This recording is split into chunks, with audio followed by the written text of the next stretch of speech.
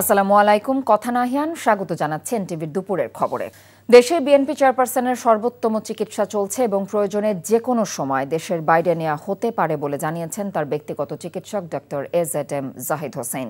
আইসিইউতেই সংকটাপন্ন অবস্থায়ও বেগম খালেদা জিয়া চিকিৎসা নিতে পারছেন বলে জানিয়েছেন তিনি। বুধবার রাত ৯টার দিকে এভারকেয়ার হাসপাতালের সামনে এক সংবাদ ব্রিফিংয়ে তিনি এসব কথা জানান। ডক্টর জাহিদ বলেন, গত শুক্রবার মেডিকেল বোর্ডের পক্ষ থেকে খালেদা জিয়াকে দেশের বাইরে নেয়ার সিদ্ধান্ত হয়েছিল, কিন্তু এয়ার অ্যাম্বুলেন্সের কারিগরি ত্রুটি ও বেগম খালেদা জিয়ার স্বাস্থ্যের অবস্থা সে সময় ফ্লাই করার উপযুক্ত না থাকায় তাকে দেশের বাইরে নেওয়া সম্ভব হয়নি। তিনি আরও বলেন, তার চিকিৎসার জন্য গঠিত মেডিকেল বোর্ড সার্বক্ষণিকভাবে চেষ্টা করে যাচ্ছেন যেন সর্বোত্তম সেবা নিশ্চিত করা যায়। সবচেয়ে ভালো চিকিৎসা যেন তিনি পেতে পারেন সেজন্য চিকিৎসকদের পরামর্শক্রমে চিকিৎসা অব্যাহত রয়েছে। এভারকেয়ার হাসপাতালের সামনে আছেন স্টাফ করেসপন্ডেন্ট ইফতেখার রেজা। আমরা সরাসরি যুক্ত হচ্ছি তার সাথে। ইফতেখার, বিএনপি চেয়ারপারসনের স্বাস্থ্যের সর্বশেষ নতুন কোনো কি তথ্য আছে আপনার কাছে? আজকে দিনের যে বেগম খালেদা জিয়ার স্বাস্থ্য সম্পর্কে যে ব্রিফ, সেই ব্রিফ এখন পর্যন্ত হয়নি। হয়তো বেলা গড়ানোর সাথে সাথে পরবর্তীতে বা সন্ধ্যার দিকে হতে পারে। তবে গতকালের সর্বশেষ যে তথ্য রয়েছে সেটি মূলত ডাক্তার এজেডএম জাহিদ হোসেন জানিয়েছেন যে বেগম খালেদা জিয়ার স্বাস্থ্যের অবস্থা অপরিবর্তিত রয়েছে এবং তিনি চিকিৎসা গ্রহণ করতে পারছেন এবং সেই চিকিৎসায় তিনি সাড়াও দিচ্ছেন বলে জানিয়েছেন গতকাল। এবং পরবর্তীতে বেগম জিয়ার স্বাস্থ্যর যদি কোনো সর্বশেষ তথ্য থাকে বা যদি চিকিৎসা সম্পর্কে যদি কোনো তথ্য থাকে সেটি বিএনপি আনুষ্ঠানিকভাবে জানাবে বলেও জানিয়েছেন এজেডএম জাহিদ হোসেন। এবং গণমাধ্যমগুলোকে বা অন্যান্য সামাজিক যোগাযোগ মাধ্যমে সবাইকে অনুরোধ করা হয়েছে যাতে বেগম জিয়ার স্বাস্থ্য সম্পর্কে কোনো ধরনের অপপ্রচার বা গুজব না ছড়ানো হয়। এবং আমি আপনাকে জানিয়ে রাখতে চাই যে 3 দেশের, বিশেষ করে বাংলাদেশ, যুক্তরাজ্য এবং চীনের যে বিশেষজ্ঞ চিকিৎসক দল রয়েছে, এই 3 দেশের চিকিৎসকদের সমন্বয়ে মূলত বেগম জিয়ার চিকিৎসা চলমান রয়েছে। এবং বেগম জিয়ার চিকিৎসার যে তদারকি, সেই তদারকিটা করছেন তার জ্যেষ্ঠ পুত্রবধূ ডাক্তার জুবাইদা রহমান। তিনিও প্রায়ই হাসপাতালে আসছেন এবং তিনি খোঁজ খবর রাখছেন এবং চিকিৎসার যে সকল রেকর্ড রয়েছে সেগুলো দেখাশোনা করছেন এবং চিকিৎসার যে পরবর্তী ধাপগুলো রয়েছে ধাপগুলো নিতেও তিনি সহায়তা করছেন। তো এই ছিল এভারকেয়ার হাসপাতাল থেকে বেগম খালেদা জিয়ার স্বাস্থ্যের সর্বশেষ তথ্য। বেগম খালেদা জিয়ার স্বাস্থ্যের সর্বশেষ খবর জানছিলাম। ধর্মকে ব্যবহার করে জাতির ঘাড়ে নতুন করে ফ্যাসিজম চেপে বসার চক্রান্ত চলছে জানিয়ে বিএনপি মহাসচিব মির্জা ফখরুল ইসলাম আলমগীর বলেন, দেশকে পিছিয়ে দেওয়ার ষড়যন্ত্র আসন্ন জাতীয় সংসদ নির্বাচনের মধ্য দিয়ে রুখে দেওয়া হবে। রাজধানীর জিয়া উদ্যানে কৃষক দলের প্রতিষ্ঠাবার্ষিকীর কর্মসূচিতে দলের স্থায়ী কমিটির সদস্য আমির খসরু মাহমুদ চৌধুরী বলেছেন, নির্বাচনের মাধ্যমে আবারও দেশে গণতন্ত্র ফিরে আসবে। রিপোর্ট করছেন নাজিবুর রহমান।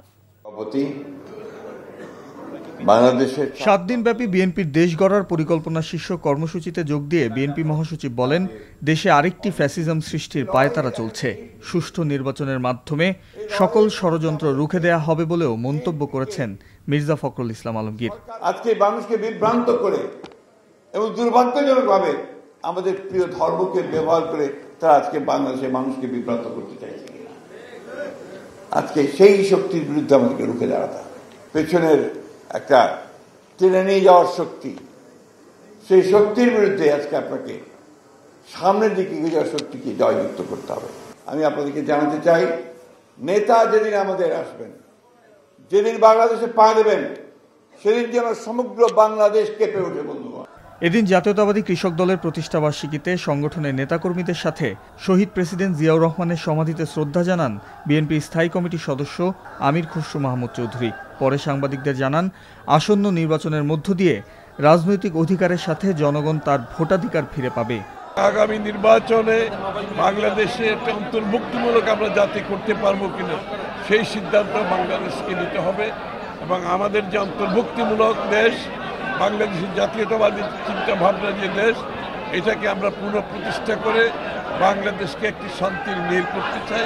সুষ্ঠু ও অবাধ নির্বাচনের মধ্য দিয়ে দেশে পুনরায় গণতন্ত্র ফিরে আসবে বলেও আশা প্রকাশ করেন আমির খসরু মাহমুদ চৌধুরী। Najibur Rahman, NTV news, Dhaka. 25 ঘণ্টাতেও উদ্ধার হয়নি রাজশাহীর তানোরে গভীর গর্তে পড়ে যাওয়া শিশু সাজিদ। শিশু সাজিদকে অক্ষত অবস্থায় উদ্ধারে এখনও চেষ্টা চালাচ্ছে ফায়ার সার্ভিসের 8টি unit. Fire service and civil ডিফেন্সের সহকারী পরিচালক দিদারুল আলম জানিয়েছেন, শিশুটি যে গর্তে পড়েছে তার পাশেই এক্সকাভেটরের মাধ্যমে 40 ফুট গভীর খনন করা হয়েছে। এখন ফায়ার সার্ভিসের রেস্কিউ টিম খনন করা গর্ত থেকে সেই গর্তে সুড়ঙ্গ করছে। সুড়ঙ্গ করার পর ওই গর্তে যদি শিশুটিকে পাওয়া না যায় তাহলে আর খনন করা সম্ভব হবে না। নলকূপের ভেতরে যে কোনো জায়গায় আটকে থাকার সম্ভাবনা আছে শিশুটির। এদিকে উদ্ধার তৎপরতাকে কেন্দ্র করে ফায়ার সার্ভিস, মেডিকেল টিম ও স্থানীয় প্রশাসন তদারকি করছে। গতকাল দুপুরে পরিত্যক্ত গভীর নলকূপের গর্তে পড়ে যায় 2 বছরের শিশু সাজিদ। টাকা চুরি নিয়ে কথা কাটাকাটি ও পুলিশে দেওয়ার সিদ্ধান্ত নেয়ার প্রথমে মা ও পরে মেয়েকে খুন করে গৃহকর্মী আয়েশা। রাজধানী মোহাম্মদপুরে আলোচিত জোড়া খুনের ঘটনায় গ্রেফতার আয়েশা প্রাথমিক জিজ্ঞাসাবাদে স্বীকার করেছে বলে জানিয়েছে পুলিশ। এই ঘটনায় তার স্বামী রাব্বিকেও আইনের আওতায় আনা হয়েছে। জাতীয় পরিচয়পত্র রাখার পাশাপাশি পরিচিত জনের মধ্যে গৃহকর্মী রাখাতে নগরবাসীকে অনুরোধ পুলিশের। আপেল শাহরিয়ারের রিপোর্ট। রাজধানীর মোহাম্মদপুরে মা ও মেয়েকে নৃশংসভাবে হত্যার পর আত্মগোপনে চলে যায় গৃহকর্মী আয়েশা। স্বামী রাব্বিকে ঘটনা জানালে ঢাকা ছেড়ে শ্বশুরবাড়ি ঝালকাঠিতে গিয়ে গা ঢাকা দেয় সে। তবে শেষ রক্ষা হয়নি। পুলিশের হাতে গ্রেপ্তার হন, উদ্ধার করা হয় হত্যায় ব্যবহৃত আলামত। ডিএমপি মিডিয়া সেন্টারে সংবাদ সম্মেলনে জানানো হয়, ধারালো ছুরি নিয়েই ঘটনার দিন বাসায় কাজ করতে যায় সে। যখন সে গৃহকর্ত্রী সে তার চুরির ঘটনাটি তাকে পুলিশে দেওয়ার জন্য সেই গৃহকর্তা তখন স্কুলে ছিলেন, তাকে জানানোর জন্য যখন ফোন করতে উদ্যত হচ্ছিলেন, ঠিক সেই মুহূর্তে সে এসে অ্যাটাকটা করে। প্রাথমিকভাবে আমাদের এটা বলছে, সেই মুহূর্তে সে ওই গৃহকর্ত্রীকে অ্যাটাক করে। তখন তাদের মধ্যে ধস্তাধস্তি হয় এবং সেই সময় সে ক্লাস 9 পড়ুয়া তার যে মেয়ে সে ঘুমিয়েছিল। যখন মার সাথে ধস্তাধস্তি চলতেছে, তার পরবর্তীতে সে যখন এসে আবার ইন্টারকমে সিকিউরিটি গার্ডকে জানাতে যায়, তখন সে আবার মাকে রেখে মেয়েকে অ্যাটাক করে। এর আগেও কয়েক জায়গায় চুরি করার কথা আয়েশা স্বীকার করেছে বলে জানায় পুলিশ। গৃহকর্মী রাখার ক্ষেত্রে নগরবাসীকে সতর্ক থাকার পরামর্শ তাদের। 2000 টাকা চুরির ঘটনাটা সত্যি হয়, তাহলে তাকে যে ওই পুলিশে দেওয়ার ভয় দেখাইছে, তারে যে রাগারাগি করছে, তার মধ্যে একটা ক্ষোভও কাজ করছে। সাথে সাথে সে যে চুরি করবে এই ইন্টেনশনটাও নিয়ে আসছে। এই দুইটাই কারণ হতে পারে। এনআইডি, 1 কপি ছবি এবং সেই পুরুষ অথবা মহিলা যেই হোক না কেন তাকে চিহ্নিত করতে পারে এরকম এলাকার 2 জন স্থানীয় গণ্যমান্য ব্যক্তির মোবাইল নাম্বার এবং তাদের শনাক্তকারী হিসাবে তাদের যদি তথ্যগুলো নিয়ে রাখেন, তাহলে এই ধরনের অনাকাঙ্ক্ষিত ঘটনা আমরা এড়াতে পারবো। গত 8 ডিসেম্বর মোহাম্মদপুরে নিজ বাসাতেই খুন হন লায়লা আফরোজ ও তার 9ম শ্রেণী পড়ুয়া মেয়ে নাফিসা। সিসিটিভি ফুটেজে দেখা যায় ওই দিন সকাল 7:51 বোরখা পরা আয়েশা ফ্ল্যাটে ঢুকছেন আর 9:35 বেরিয়ে যান ভিন্ন পোশাকে। বোরখা খুলে পরে নিয়েছেন নিহত নাফিসার স্কুল ড্রেস। হত্যাকাণ্ডের 4 দিন আগে মোহাম্মদপুরের ওই ফ্ল্যাটে কাজ নেন Ayesha. Apple Shahriar, NTV news, Dhaka. ঢাকায় অনুষ্ঠিত হল 12তম বাংলাদেশ যুক্তরাষ্ট্র প্রতিরক্ষা সংলাপ। 10 ডিসেম্বর থেকে 11 ডিসেম্বর বাংলাদেশ সশস্ত্র বাহিনী বিভাগে এটি অনুষ্ঠিত হয়। সংলাপটি দুদেশের পারস্পরিক সামরিক সহযোগিতার জন্য খুবই গুরুত্বপূর্ণ। এতে বৈশ্বিক ও আঞ্চলিক নিরাপত্তা, প্রযুক্তি, প্রতিরক্ষা সরঞ্জাম, দুর্যোগ মোকাবেলা, শান্তিরক্ষা কার্যক্রম, যৌথ অনুশীলন ও মহড়া বিষয়ক কর্মশালা ইত্যাদি ক্ষেত্রে দ্বিপাক্ষিক সামরিক সহযোগিতা বৃদ্ধির বিষয়ে বিস্তারিত আলোচনা করা হয়।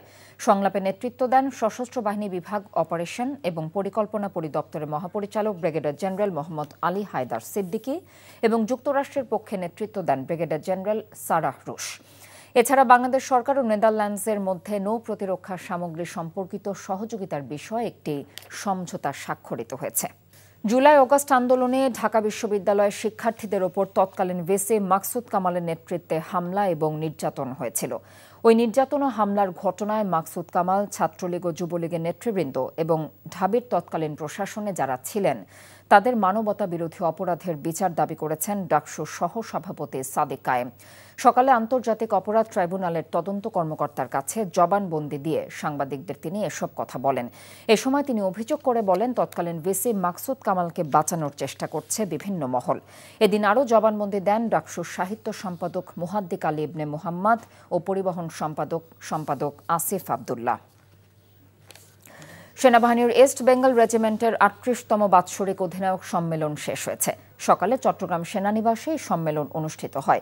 সম্মেলনে প্রধান অতিথি ছিলেন সেনাবাহিনী প্রধান জেনারেল ওয়াকারুজ্জামান। সেনাপ্রধান কর্মকর্তাদের নিষ্ঠা, একাগ্রতা এবং পেশাদারিত্বের সাথে আধুনিক ও যুগোপযোগী প্রশিক্ষণ, সক্ষমতা অর্জন করে একবিংশ শতাব্দীর চ্যালেঞ্জ মোকাবেলায় প্রস্তুত হতে আহ্বান জানিয়েছেন তিনি।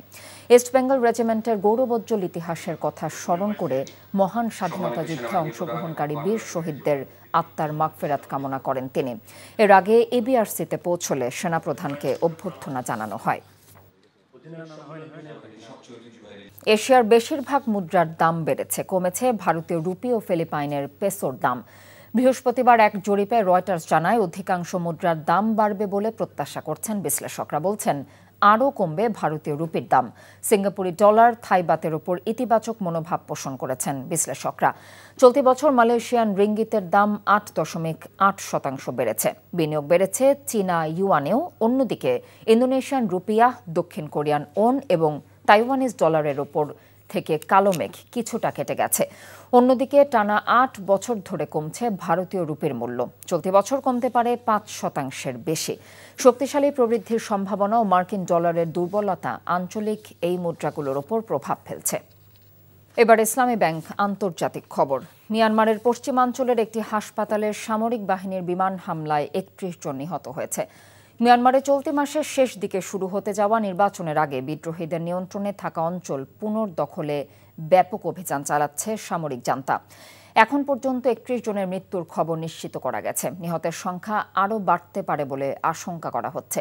এছাড়া এই ঘটনায় ৬৮ জন আহত হয়েছে। মিয়ানমারের সামরিক পর্যবেক্ষকদের মতে ২০২১ সালের অভ্যুত্থানের মাধ্যমে সামরিক বাহিনী ক্ষমতা দখলের পর থেকে চলমান গৃহযুদ্ধে বিমান হামলা বেড়েছে। এ ছিল এনটিভির দুপুরের খবরে। এই খবরের ভিডিও সহ আপডেট জানতে ভিজিট করুন এনটিভি অনলাইন www.ntvbt.com। এছাড়াও এনটিভির জনপ্রিয় সব অনুষ্ঠান এবং খবরের আপডেট জানতে ভিজিট করুন আমাদের ইউটিউব এবং ভেরিফাইড ফেসবুক পেজ। ৫টা দেশের খবর দেখার আমন্ত্রণ রইল। এতক্ষণ সাথে থাকার জন্য ধন্যবাদ সবাইকে।